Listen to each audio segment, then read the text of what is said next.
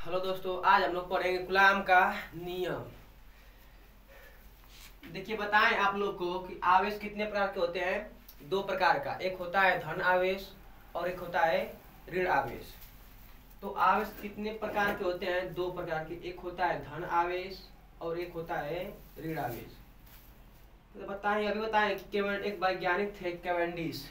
वैज्ञानिक का नाम था क्या? कैवेंडिश। उन्होंने बताया था कि दो धन आवेशों के बीच प्रतिकर्षण बल लगता है। कौन सा बल? प्रतिकर्षण बल। और दो ऋण आवेशों के बीच कौन सा बल लगता है? प्रतिकर्षण बल लगता है। जबकि एक धन आवेश और एक ऋण आवेश के बीच बल कैसा लगता है?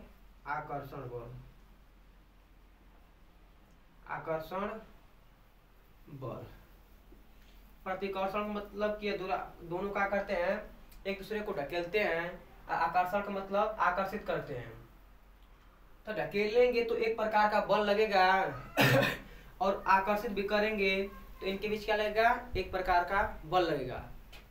तो इन्हीं बलों को कि इनके बीच कितना बल लगता है, जब दो आवेश एक दूसरे के करीब आते हैं तो एक दूसरे को क्या लगाते हैं? वैद्युत बल लगाते हैं। जबकि आवेश है तो बल लगाएंगे तो वह बल कैसा होगा? वैद्युत होगा। जब दो चुंबक को रखेंगे तो वह भी बल लगाएंगे, लेकिन वह चुंबकीय बल लगाएंगे। यहाँ पर क्या है? दो आवेश है और आवेश है तो क्या उत्पन्न करेंगे? वैद्युत उत्पन्न करेंगे। इसलिए दो आवेशों के बीच कैसा बल लगता है? वैद्युत बल। अब वैद्युत बल दो प्रकार के होता है, एक होता है आकर्षण, एक होता है प्रतिकर्षण। जबकि गुरुत्वाकर्षण बल केवल आकर्षण होता था। लेकिन वैद्युत बल कितने होते हैं? दो होते हैं, एक आकर्षण होता है, एक प्रतिकर्षण होता है। तो इन्हीं बलों के संबंध में कूलाम ने एक नियम दिया था। आज हम लोग पढ़ेंगे कूलाम का नियम। वैज्ञानिक कूलाम ने बताए दो आवेशों के बीच क्या लग रहा है? बल। तो इस बल की गणना करने के लिए, बल का मान ज्ञात करने के लिए कि इनके बीच कितना बल लगता है, किसने बताया था? कूलाम ने बताया था। इसलिए अब जो हम नियम पढ़ेंगे उसे कहते हैं कूलाम का नियम। कूलाम का नियम। कूलाम का नियम।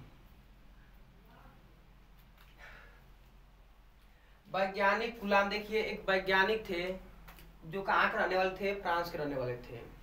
यह वैज्ञानिक कहाँ के थे? फ्रांस के थे, इसलिए इन्हें कहा जाता है फ्रांसीसी वैज्ञानिक। तो फ्रांसीसी वैज्ञानिक कूलाम ने दो आवेश लिया। वह आवेश धन भी हो सकते थे, ऋण भी, कोई भी ले सकते हैं। तो आवेश को हम बताएं कि आवेश को दिखाते हैं किससे? क्यू से।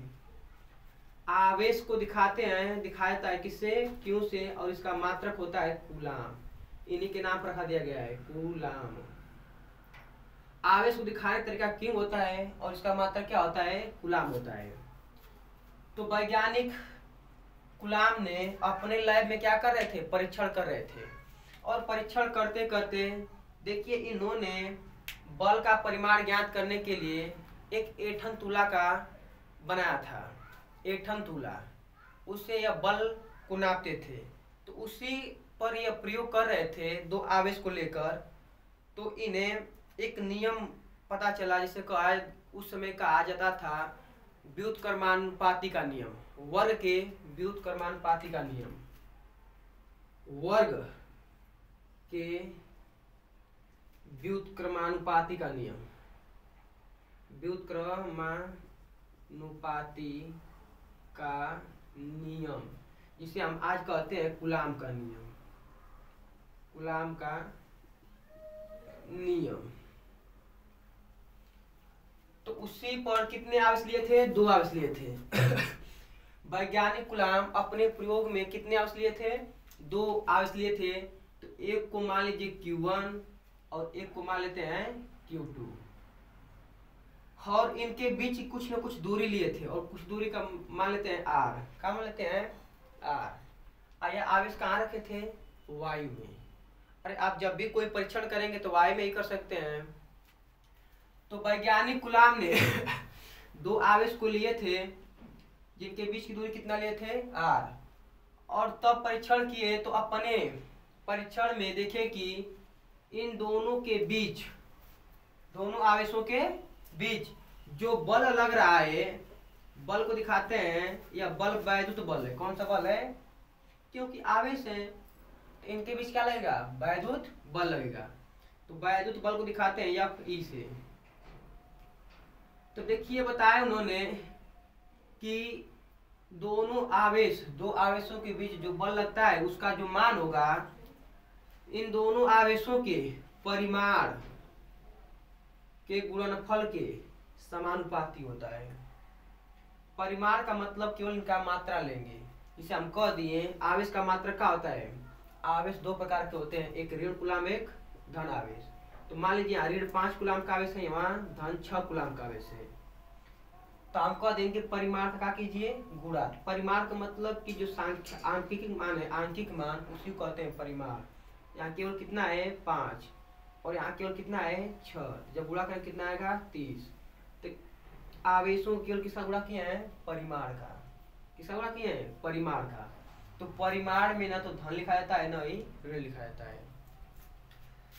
तो परिमाण के इन्होंने बताया है कि दो आवेशों के बीच, दो आवेशों के जो बीच जो लगने वाला वैद्युत बल है, वह बल इन दोनों आवेशों के परिमाण के गुणनफल के समानुपाती होता है। समानुपाती का मतलब सीधा संबंध होता है कि यदि इनका परिमाण जितना अधिक रहेगा, मतलब इनके परिमाण का गुणनफल जितना अधिक रहेगा, लगने वाला बल का मान उतना ही क्या होगा? अधिक होगा। यदि इसको बढ़ाएंगे तो यह भी बढ़ेगा, यदि इसको घटाएंगे तो यह भी घटेगा। समानुपाती का चिन्ह यही दर्शाता है। और उन्होंने बताया कि जो इनके बीच लगने वाला वैद्युत बल है, इनकी दूरी पर भी निर्भर करता है। इनकी दूरी पर भी क्या करता है? निर्भर करता है। और कैसे निर्भर करता है? स्क्वायर के अनुपात के। इसी को कहते हैं वर्ग का व्युत्क्रम नियम। इसको बोलते हैं व्युत्क्रमानुपाती। जब सीधा सीधा हो तो समानुपाती, और जब बटा में है इसका मतलब क्या है? इसका उल्टा है। तो इसको क्या पढ़ेंगे? व्युत्क्रमानुपाती। तो वैज्ञानिक कलाम ने बताए थे कि दो आवेशों के बीच जो लगने वाला वैद्युत बल है, उन दो आवेशों के क्या लेंगे? परिमाण, और क्या करेंगे? गुणा।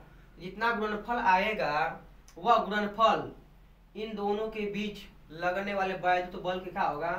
समानुपाती होगा। समानुपाती का मतलब परिमाण जितना अधिक रहेगा, लगने वाला बल उतना क्या होगा? अधिक होगा। अब यह भी बताएं कि इनके बीच की दूरी जितना अधिक रहेगी, उसी के वर्ग का होता है व्युत्क्रमानुपाती होता है। मतलब जितना दूरी बढ़ाओगे बल उतना क्या होगा? कम होगा। व्युत्क्रमानुपाती का मतलब यही होता है कि यदि दूरी बढ़ेगी तो बल का होगा? कम होगा। यदि दूरी कम होगी तो बल का होगा? बढ़ेगा। देखिए यह व्युत्क्रम है, व्युत्क्रम का मतलब उल्टा होता है। इसको बढ़ाएंगे तो यह घटेगा, इसको घटाएंगे तो यह बढ़ेगा। लेकिन क्या है? समानुपाती। जब इसको बढ़ाएंगे तो यह भी बढ़ेगा, जब इसको घटाएंगे तो यह भी घटेगा। अब देखिए समीकरण नंबर मान लीजिए 1, समीकरण नंबर 2, आप दोनों का कर दें? संयुक्त कर दें। दोनों समीकरण को संयुक्त करने पर, समीकरण को संयुक्त करने पर, संयुक्त करने का नियम होता है कि जो पक्ष बराबर है उसे केवल लिखते हैं एक बार। दो समीकरणों को संयुक्त करते समय, क्या करते समय? संयुक्त करते समय जो पक्ष बराबर रहते हैं उसको केवल एक बार लिखा जाता है, केवल एक बार लिखा जाता है। और जो पक्ष अलग अलग होते हैं उन्हें कैसे लिखते हैं? गुणा करके। कैसे लिखते हैं? गुणा Q1 Q2 गुणे 1 में r²। अब देखिए, अब इस समानुपाती का चिन्ह हटाएंगे, और जब समानुपाती का चिन्ह हटाएंगे तो क्या जोड़ेंगे? नियतांक जोड़ेंगे। तो एफ ई बराबर, या जब बराबर का चिन्ह जैसे लगाएंगे तो आर का जोड़ेंगे नियतांक, जो होता है 1/4 पाई एप्सिलॉन 0 Q1 Q2 में r²। यही कूलाम का नियम है दो आवेशों के बीच लगने वाला वैद्युत बल के संबंध में। जैसे आप लोग गुरुत्वाकर्षण बल में पढ़े होंगे कि दो पिंड मान लीजिए m1 m2 है, इनके बीच की दूरी क्या है r। तो इनके बीच जो लगने वाला बल था न्यूटन ने बताए थे कि यह बराबर क्या होता है, यह अनुक्रमानुपाती m1 m2, मतलब उनके द्रव्यमान के गुणनफल के अनुक्रमानुपाती तथा इनके बीच की दूरी के वर्ग क्या होता है व्युत्क्रमानुपाती। सेम टू सेम है। अब समीकरण एक दो तुलना करते थे तो अनुक्रम का आता था m1 m2 गुणे 1/r²। और जब नियतांक हटाते थे क्या जोड़ते थे, जब समानुपाती का चिन्ह हटाते थे तो जोड़ते थे नियतांक से, कहते हैं g, गुरुत्वाकर्षण नियतांक, जो अर्ज का था बराबर था g m1 m2/r²। उसी नियम पर कूलाम ने भी अपना नियम दिया है कि जब दो आवेश y या निर्वात में रखे हो तो उनके बीच जो लगने वाला वैद्युत बल होगा उन दोनों आवेशों के परिमाण के गुणनफल के बराबर होगा, जबकि उनके बीच की दूरी के वर्ग का होगा व्युत्क्रमानुपाती होगा। अब दोनों सब समीकरणों को संयुक्त करते हैं तब बराबर पक्ष को केवल एक बार लिखते हैं और जो पक्ष अलग अलग होता है उसे गुणा करके लिख देते हैं। और जब अनुक्रमानुपाती या समानुपाती के चिन्ह हटाते हैं क्या जोड़ते हैं नियतांक, जिसका मान होता है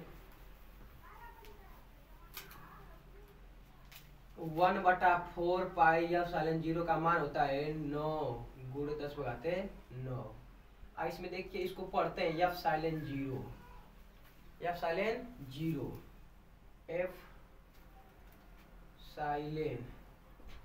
कोई कहता है नॉट भी, इसे पढ़ते हैं नॉट भी, f(0) भी। इसका मान होता है f(0) का 8.85 गुणे 10⁻⁻12। इसको बात आता है देखिए।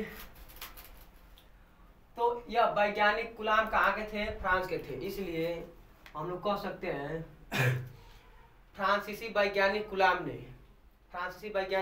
कूलाम ने दो आवेशों के बीच लगने वाले, तो दो आवेश के बीच क्या लगेगा वैद्युत बल लगेगा।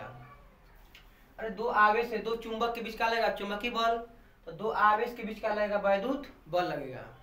तो फ्रांसीसी वैज्ञानिक कूलाम ने दो आवेशों के बीच, उन्होंने बताया कि दो आवेशों के बीच लगने वाले बल के संबंध में एक का दिया नियम दिया, जिसे कहते हैं कूलाम का नियम।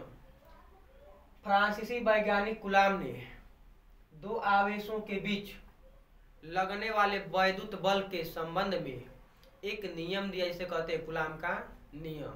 और इस नियमानुसार उन्होंने बताया कि दो आवेशों के बीच जो लगने वाला वैद्युत बल है वह बल उन दो आवेशों के परिमाण के गुणनफल के समानुपाती होता है तथा उनके बीच की दूरी के वर्ग के व्युत्क्रमानुपाती होता है।